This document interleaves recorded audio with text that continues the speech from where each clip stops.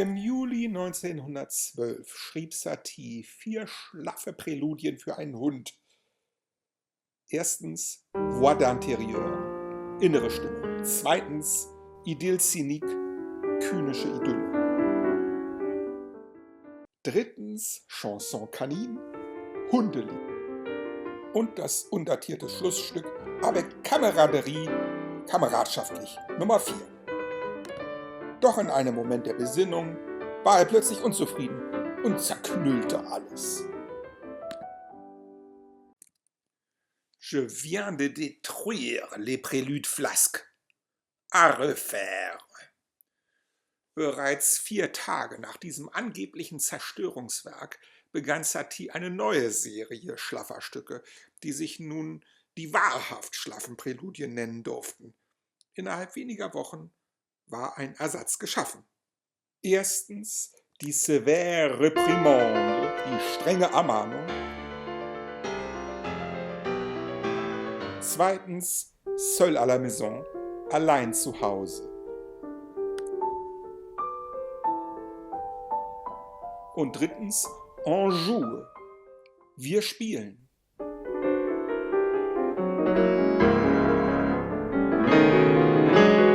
Worin besteht der Unterschied zwischen schlaff und wahrhaft schlaff? Was macht die Wahrhaftigkeit der zweiten Sammlung der schlaffen Präludien aus? Woran mangelte es den bloß schlaffen Stücken? Die merkwürdigen Wörter schlaff und wahrhaftig wurden nie von Satie kommentiert oder gerechtfertigt. Sie haben aber offenbar mit wichtigen Entscheidungen zu tun, die ihm seine seit einem Jahr völlig veränderte Lebenssituation abforderte. Er war nämlich plötzlich berühmt. Zu Beginn des Vorjahres war Satie noch immer ein Unbekannter gewesen. Er war 44 Jahre alt, noch immer studierte er an der Schola Cantorum Komposition. Es war bereits sein 6. Studienjahr. Ihm war, als müsse er beweisen, dass er ein ernstzunehmender Komponist sei. Wer, außer vielleicht seinem Lehrer Vincent d'Indy, und wer, außer seinem Freund Claude Debussy, wusste schon, dass er als Künstler bereits Großes geleistet hatte? Nun, einen Dritten gab es, der es wusste und der sich in diesem Schicksalsjahr 1911 plötzlich mächtig bemerkbar machte. Es war Maurice Ravel. Der erinnerte sich seiner Jugend und vor allem des Umstandes, dass es für ihn außer Debussy vor 20 Jahren auch noch einen zweiten Helden gegeben hatte, der ihm den Weg hin zum Impressionismus gebahnt hatte. Er bekannte sich zu Satie und sprach: Was, habe ich nicht alles von Satie gespielt? Lange bevor Debussy Wind davon bekam. So startete Ravel eine Kampagne für Erik Satie. Er spielte eigenhändig seine Werke im Konzert und veranlasste, dass die frühen Leistungen dieses weithin unbekannten Montmartre-Künstlers nun endlich ans Licht kamen.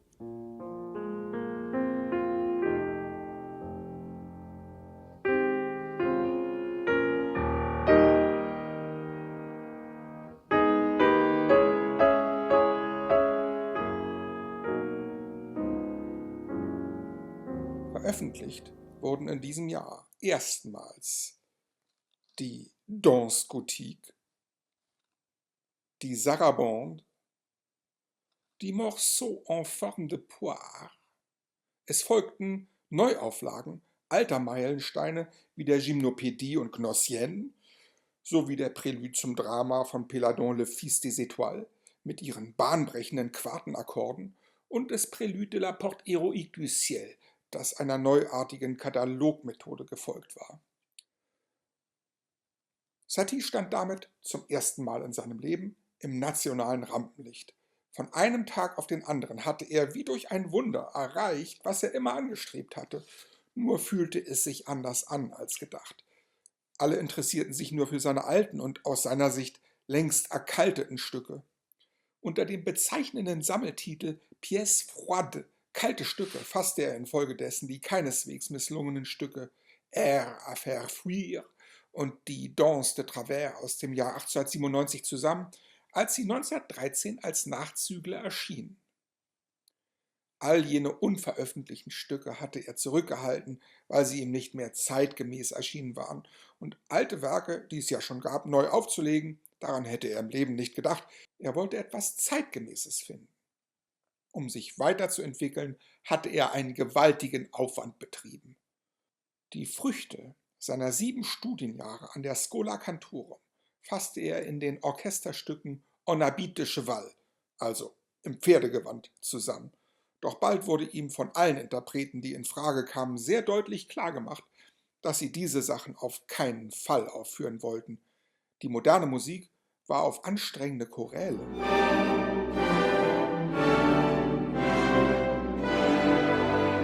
und zweifelhafte Music-Hall-Fugen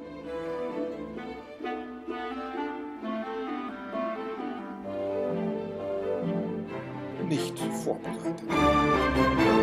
Aber die Gelegenheit verstreichen zu lassen, kam auch nicht in Frage. Eine andere Musik von aktuellem Interesse musste her. Wenn er jetzt nichts abliefern konnte, was seinen neuen Rang rechtfertigte, war er erledigt. Die Ausbreitung eines Liniengeflechts in kontrapunktischer Kunstfertigkeit, wie sie die Stücke im Pferdegewand boten, war offenbar mit einer unerwünschten Anspannung verbunden. Wenn also die Welt nichts wissen wollte von stramm kontrapunktisch gearbeiteten Stücken, sollte sie doch etwas Schlaffes bekommen. An der Idee einer tierischen Musik, wie sie die verschmähte Sammlung im Pferdegewand versprach, wurde festgehalten. Sowohl die schlaffen wie die wahrhaft schlaffen Präludien waren einem Hund gewidmet. Das Tierische verweist auf den besonderen Stellenwert des Instinkts und damit auch auf den von Satie immer schon kultivierten und gepriesenen Amateurgeist. Dabei findet der Hundeinstinkt ein anderes Betätigungsfeld als die Pferdemusik. Die Hundemelodien sind einfach und selbstbezogen. Sie schwitzen keine Kontrapunkte aus. Allein im beschränkten Bereich der Harmonik findet der Hund ein Betätigungsfeld. Naive Melodien bilden dazu die entspannt schlaffe Basis. Aber erst mit der Qualität der Wahrhaftigkeit gewinnt Saties neue Manier Fahrt. 5 weitere Zyklen nach dem Muster der Véritable Prélude Flasque pour un Chien mit je 3 Stücken folgen im Jahr 1913. Was aber ist denn nun diese neue Wahrhaftigkeit in der Amateurmusik? Ein Vergleich muss es zeigen. Das erste Stück der noch nicht wahrhaftig schlaffen Präludien spricht mit einer inneren Stimme.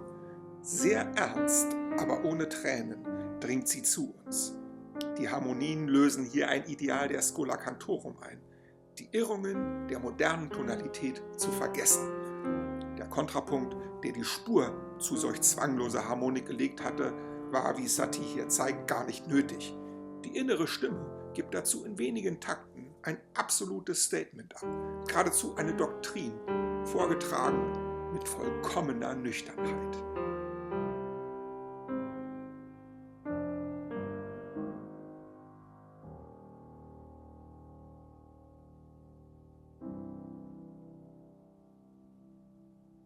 Das Eröffnungsstück der zweiten Serie schlaffer Präludien nimmt da eine ganz andere Gangart.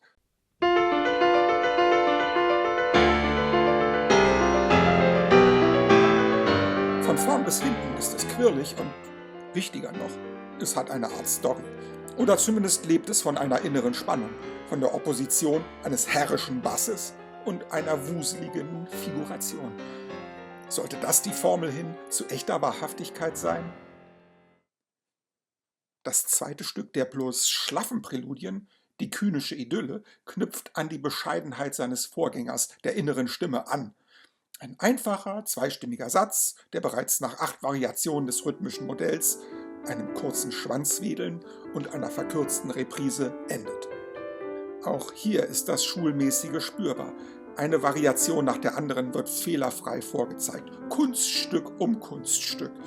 In Anschluss an das glücklich zu Ende geführte Modell verharrt das Tier in schwanzwedelnder Erwartung, welches nächste Kunststück sich nun anschließen mag.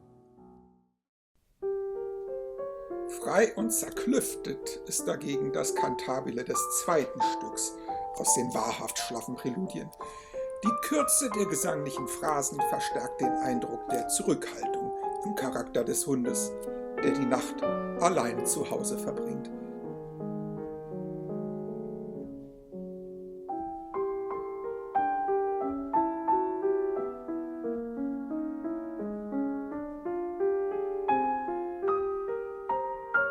während sich der Herr substanziellen Dingen und auch etlichen Illusionen hingibt. Die lateinischen Attribute beziehen sich, wie schon in der strengen Ermahnung, offenbar auf das aus der Hundeperspektive auf weltfremde Weise gelehrte Herrchen. Ein formvollendetes Stück der ersten Sammlung ist das Hundelied, auch wenn sich die melodische Gestalt nach 3 Wiederholungen verliert und der Hund nur mehr auf dem Rücken herumrollt.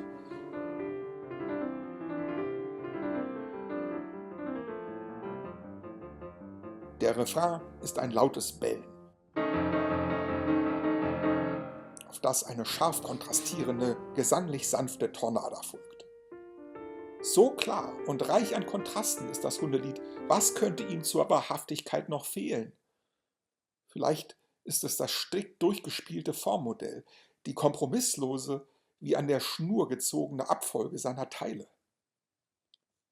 Auch das Schlussstück der bloß schlaffen Präludien hat diesen Mangel. Angestrengt scheint es etwas beweisen zu wollen.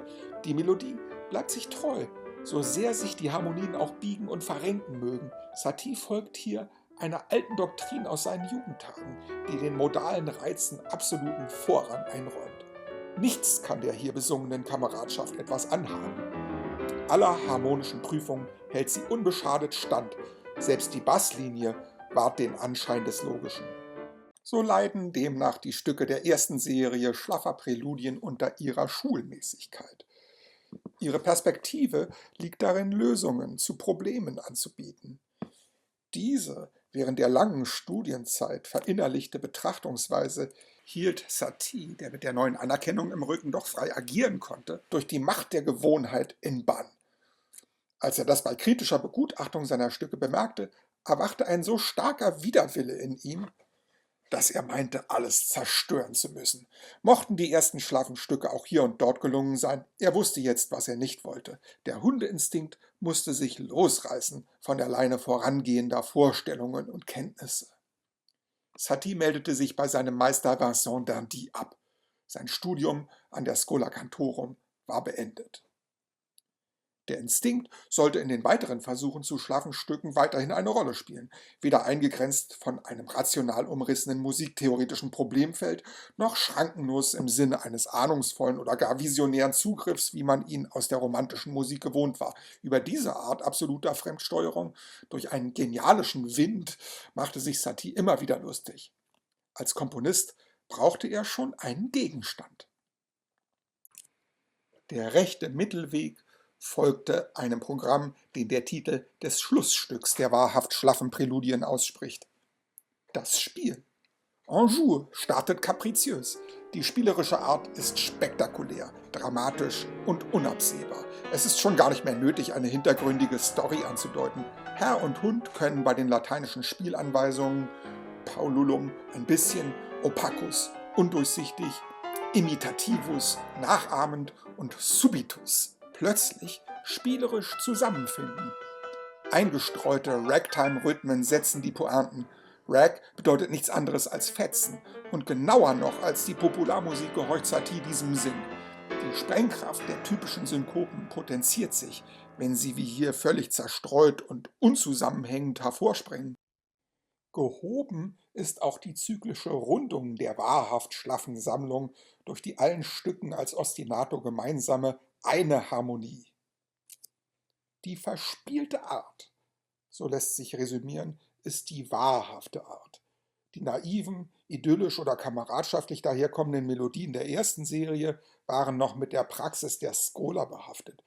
So gerieten sie zu bloßen Demonstrationsobjekten. Sie behaupteten etwas und wurden damit nervtötend. Sicher hatten die ersten Präludien schon den Vorzug der Schlaffheit, indem sie den Kontrapunkt zurücknahmen. Auch die Harmonien bekamen wieder größeres Gewicht, fast wie in Saties jugendlichen Werken. Mit Leben erfüllt wurde diese Lizenz zur Schlaffheit allerdings erst durch die Wahrhaftigkeit des Spiels. Satie hielt seine Ohren für den Ruf der Wildnis offen. Der Verleger Jacques Durand allerdings lehnte diese ersten Proben von Saties neuer Manier mit dem Verweis auf das Zartgefühl seiner Kunden ab. Pech für ihn, ein anderer, deutlich wagemutigerer Verleger, Der hier, wie der Komponist selbst, seinem Instinkt vertraute, profitierte von der Erfolgsgeschichte der neuen Manier. Eugène de Maix konnte sich die Hände reiben, die Kunden rissen ihm diese Klavierstücke förmlich aus der Hand. Mit den wahrhaft schlaffen Präludien war das Rezept gefunden für diese lange Reihe von humoristischen Klavierzyklen, die in den Pariser Konzertsälen gefeiert wurden. Ihre Wahrhaftigkeit begründete Saties bleibenden Ruhm. Selbst die Kritik erkannte: Diese 3 Präludien sind weder beliebig noch misstönend, noch auch im eigentlichen Sinne schlaff, und sollten sie wirklich von einem Hund inspiriert worden sein, so werden es keine fellbedeckten Ohren sein, welche die regelmäßigen Muster und sparsamen Modulationen richtig wertschätzen. Die wahrhaft schlaffen Präludien für einen Hund trugen zwar einen humoristischen Titel, doch bei ihrer ersten Präsentation deutete alles auf epochalen Ernst. Uraufgeführt wurden sie in einem Konzert der prestigereichen Société Nationale de Musique. Unsere gute Société Nationale, so ließ sich die Stimme eines besorgten Kritikers vernehmen, dringt hier weiter, als es ihr ansteht, auf das Gebiet eines gepfefferten Kubismus vor. Am Klavier saß kein geringerer als der berühmte Ravel-Interpret Ricardo Viñes. In ihm fand sich ein Protagonist der zeitgenössischen Konzertbühne, der die Kabarettistentugend vorgeblicher Ernsthaftigkeit tadellos meisterte. Trotz der belustigenden Titel trug er die Stücke, ohne mit der Wimper zu zucken, mit größtem Ernst als Konzertrepertoire, in einem verschworenen Geist von unwiderstehlicher Schelmenhaftigkeit vor. Wo Saties neue Stücke im Konzert erklangen, konnte es von nun an geschehen, dass alle übrigen Komponisten nur noch als Ehrengarde wahrgenommen wurden. Erfreut über die wahnsinnige Fröhlichkeit bei den Aufführungen seiner Musik ließ sich Satie auf eine reihenweise Fabrikation weiterer kleiner Amüsements ein. Noch 1914 plante er 8 weitere Zyklen mit vielversprechenden Titeln. Der Erste Weltkrieg minderte die Aussichten auf den Vertrieb solcher Humorismen. 2 Nachzügler immerhin entstanden noch. Auf die 3 Walzer des angewiderten Ästheten folgten die vorletzten Gedanken, die zugleich die letzten Gedanken dieser Art sein sollten.